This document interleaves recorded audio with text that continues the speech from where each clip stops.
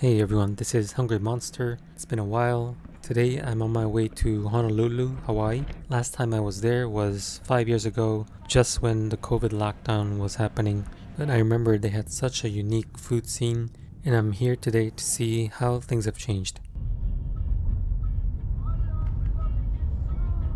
I think one of the most signature Hawaiian dish is the pokebowl. After an extensive search in an effort to avoid overly trendy places, we found out this local Hawaiian supermarket chain called Foodland carries some of the most classic pokebowls. I'd recommend going to the one in the Ala Moana Center. It's accessible, it's one of the bigger locations, and there are plenty of seats to enjoy this on the spot.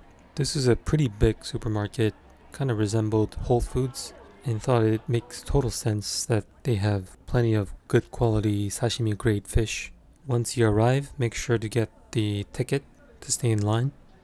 You can get poke by itself, you can make it into a bowl.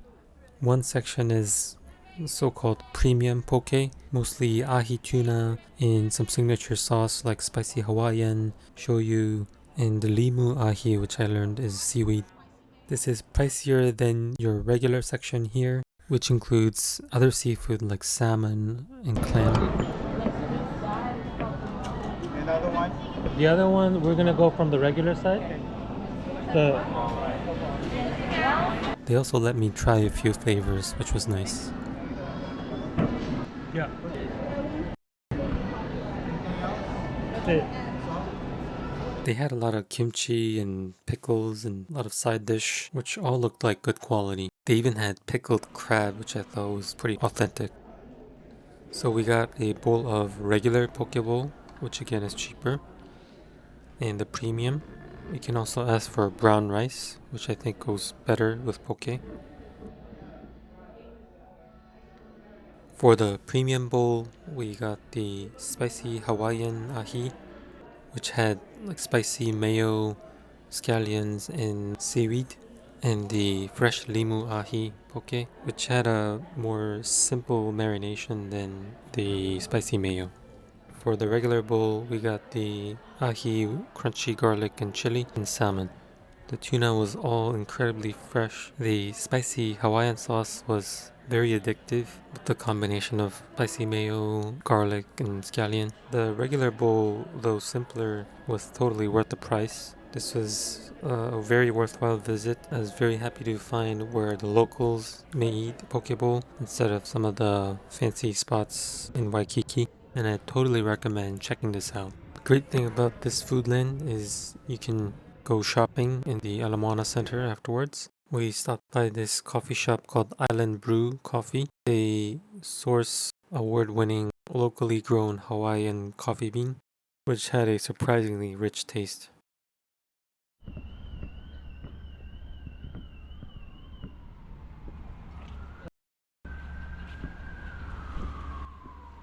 My next stop for dinner was the Fook Yuen Seafood restaurant near Waikiki on Kapiolani Boulevard. I've heard of this place so many times, but never ended up going and thinking why I would have Chinese food in Hawaii. But I wanted to try it this time given how classic this place seemed to be. Inside looked like a classic Cantonese restaurant in Hong Kong or New York City. Their specialty is the seafood. On this page you can see a whole lobster or a whole crab or a whole fish that can be cooked to your style. I'd just be careful about the price. Some are whatever price listed per dish, while others, like the crab, were per pound. We started off with the lobster ginger scallion sauce. This is the whole lobster, but only $22. It wasn't huge, but certainly enough to start the meal. I was really impressed by this dish. They lightly fried the lobster in pieces. I think they use some kind of lard or some special oil that brings out the ginger and the scallion and all mixes into the meat within the shell. I could have definitely had a few more pieces, but that was what we could get for that price.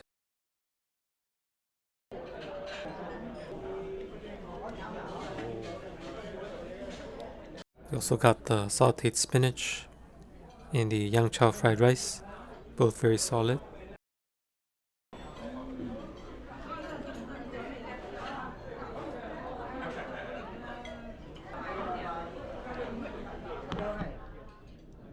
The shrimp walnut. Okay. Yeah. With the lobster portion being so small, and ordered the sauteed prawns with honey glazed walnuts, which I think is essentially like ebi mayo. This dish had the ultimate umami with mayonnaise, sugar, walnut, all sauteed together with good sized prawns fried in egg batter. Also pretty cost efficient. I strongly recommend this house specialty. Overall, I was very impressed by this restaurant. All the customers seemed like regulars, a lot of Chinese families, and I was glad I came to the right place. And recommend coming here in a big group or as a family to order multiple dishes.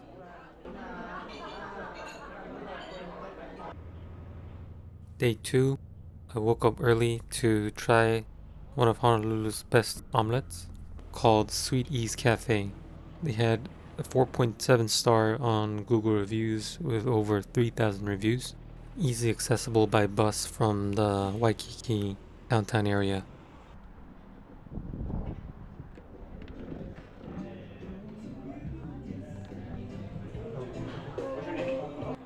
They had a very classic Hawaiian vibe with about 4 to 5 guys running the place. As you can see here, their specialty are the omelets. We got one Hawaiian omelet, which had Portuguese sausage and spam. Comes with some side of potatoes and bread. I think you can switch it out to a fried rice. Everything looked so moist and juicy inside. We also got the kalua pork. Hawaiian omelet was something I'd never tasted. The Portuguese sausage was really addictive.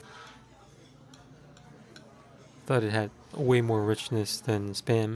The two complemented each other well, and the harmony with onions and scallions were perfect. The kalua pork felt a little healthier, good amount of meat, had a good smoke, fairly soft, was a touch dry, so it was good to have half of each. I think the American breakfast isn't some crazy complex French cuisine, but it's also hard to make it very classic. I think the point is to make sure all the omelet ingredients go well with each other and also with the egg itself. It also had a very local vibe. All the guys were local.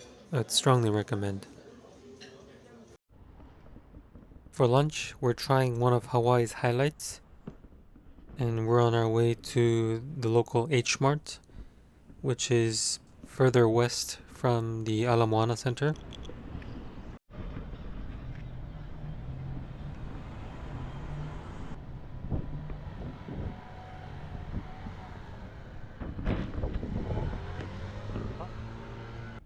And it is none other than the famous Giovanni's garlic shrimp.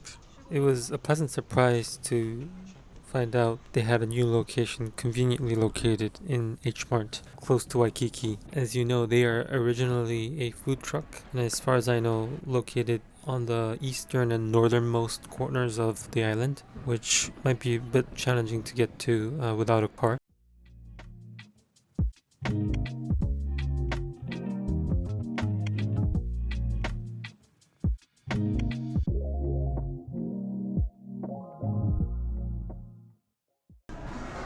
Oh, I get 2 scampies, please. For here.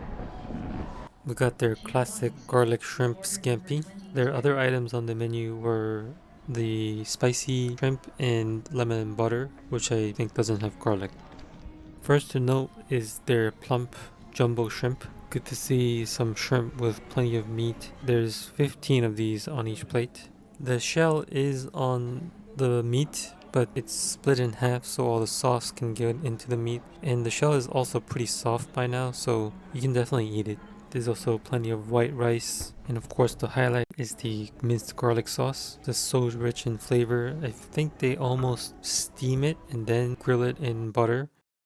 and with lots of condiments like pepper. I say this because the garlic almost feels like it's mashed, so you're never gonna feel a whole chunk of raw garlic. Strongly recommend squeezing all the lemon around and getting a side of hot sauce. Overall, really classic. You can feel years of mastery. You know, there's a lot of copycats. My one comment is that the taste can get a bit tiring, having a shrimp after another. The garlic butter sauce, although incredibly rich, can get a little heavy. Might be good to pair with some salad, but overall a really amazing place.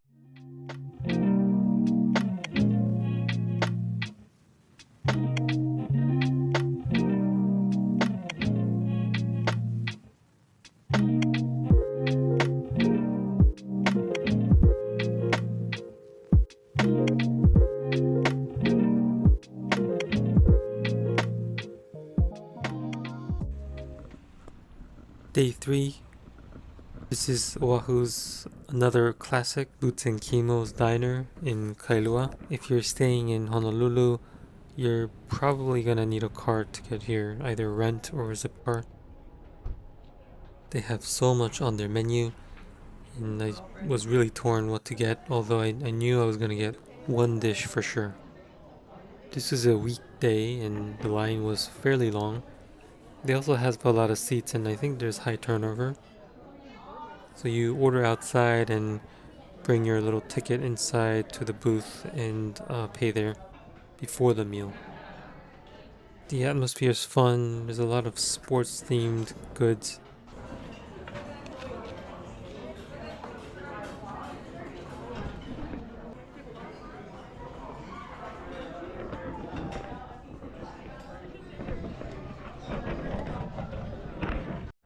So one of their most popular dish is the pulehu ribs.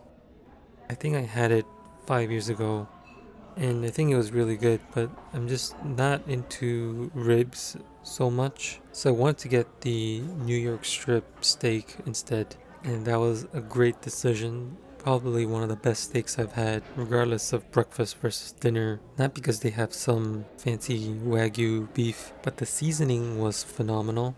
You know, grilled in butter, plenty of thyme, pepper. There was a touch of sweetness too, and maybe a hint of soy sauce. The beef itself was average quality, but tender enough. You know, the temperature was pretty good. I was just really surprised. Also, amazing fried rice, a little sweet and soy sauce. This is probably one of the most satisfying breakfasts in my life.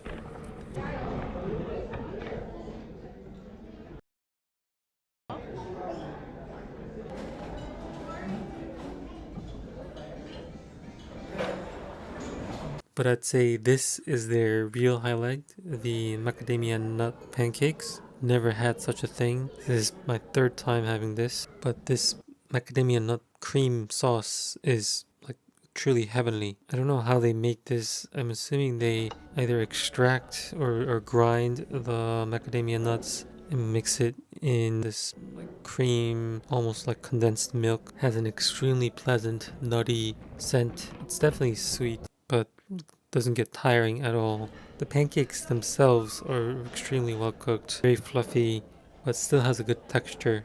I'm not a pancake person, but I will have this every time, and whoever invented this is a genius. There might be a bus to get here. If you get a chance, please visit this place. We had a car this day and drove around the island. We stopped by Waikiki. They had a premium outlet shopping mall. Across from it was the famous Leonard's Bakery, malasadas. I have this every time I visit Honolulu. I think it's become one of Hawaii's most representative treats.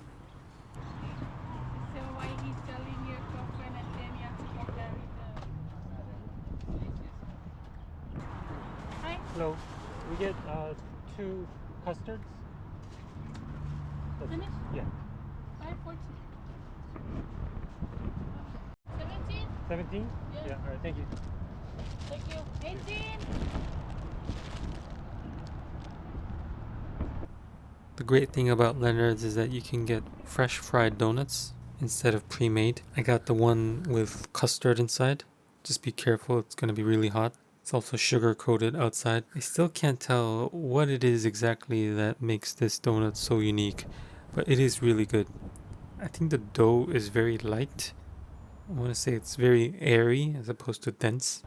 The custard's obviously very fresh, and obviously there's sugar, which I'm sure it is not all that different from any other donut shop, but somehow they fry it really well, and the donut feels very light. It's certainly a must try. For dinner, we are at the Waikiki beach, close to the Outrigger Hotel.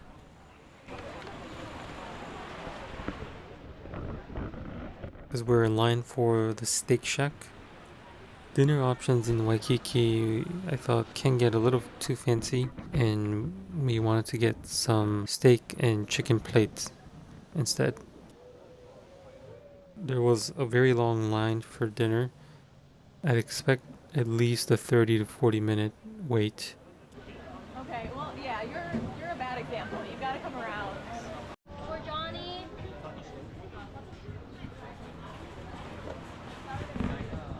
Johnny!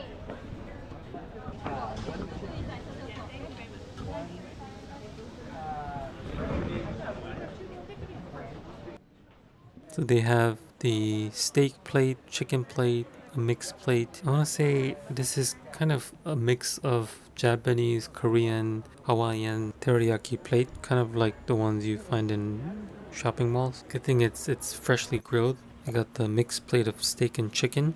Comes with some white rice and Italian salad and some magic sauce. I thought it was a good meal, maybe slightly overpriced. It was about $20. The seasoning was great, Asian style, a little sweet, soy sauce, garlic, and pepper. The steak could have had a little more char. Overall, a solid, balanced meal. I thought the place had a little too much hype. I think it's because of their location facing the ocean. The shop overall felt a bit too commercial. I think it's still worth trying, and especially if you're tired of fancy restaurants.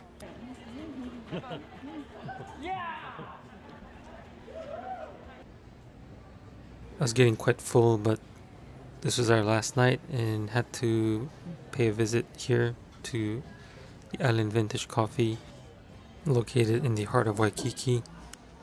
We're a big fan of their Lilikoi acai bowl.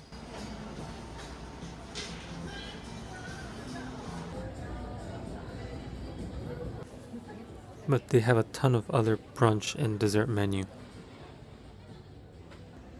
This thing is so good. I mean, the Lilikoi is something I think I probably tried first in Hawaii. Has this sour, tangy kick with the crunchy seeds. All the other fruits were fresh, coated in Lilikoi honey. All very unique to Hawaii, and strongly recommend. This is our last day in Hawaii. We only had time for breakfast, and certainly didn't forget Bogart's Cafe and their legendary fried rice.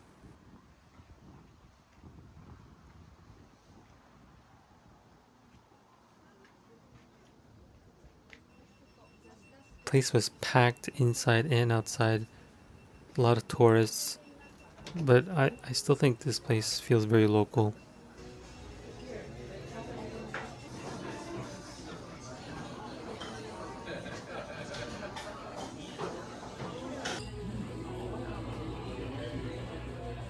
So we first got the lokomoko. It was a huge portion. Apparently they take 30 hours to make this secret sauce with onions and mushroom, and the beef is also wagyu. I have mixed feelings about lokomoko overall. I typically like this kind of a dish. It resembles the Japanese Hamburg steak, but I realize the lokomoko tastes a bit more bland. I thought it wasn't that well salted. The patty also was a bit too dry and didn't have what I would expect, like a char, but I don't know if that's how lokomoko was supposed to be. Their fried rice, on the other hand, was amazing. They have some very special ingredients like spinach, corn, mushroom. They also have some secret sauce I think is made of butter, soy sauce, ginger, and garlic, and sugar. Hard to tell, but nevertheless, amazing fried rice. So that concludes our 4 days of food trip in Hawaii. Again, Hawaii is such a unique place with really unique food. While I enjoy staying in Waikiki, I think it's important to try to stay away from overly touristy, fancy places. I know there's a lot for me to explore too, but if you can, I'd recommend getting a car and explore the island outside of Waikiki as well. And I can feel the history of the Native Hawaiian cuisine kind of merging with the Japanese influx and also a lot of Korean influence as well. And I know I'll never get bored with food here. If you like this video, please like and subscribe. Feel free to leave comments. Thank you very much for watching, and I hope to see you next time.